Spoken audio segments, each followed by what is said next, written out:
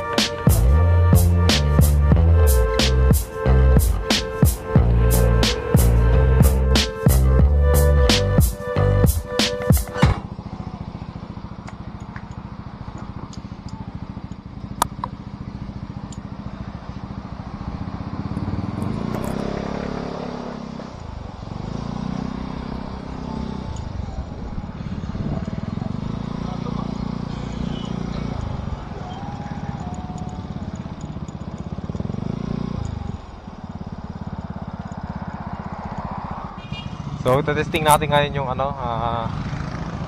lininisan natin ng throttle body. So, nakita nyo naman sa video na ang dami ng dumi. So, kailangan talagang maglinis ng throttle body ng MIUI kasi yung air cleaner at saka breather ng CVT sa may side, magka-connection sila. Kaya yung dumi ng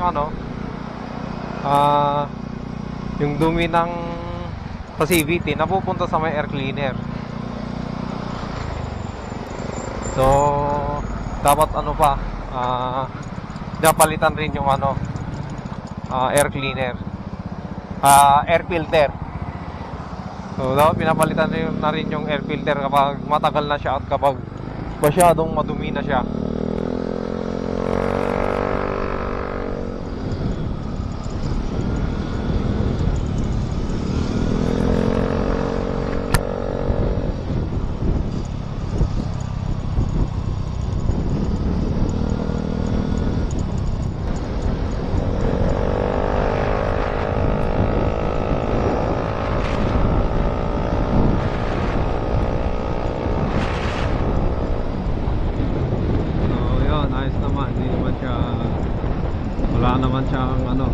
Ayos naman siya rangkada, wala naman siyang problema.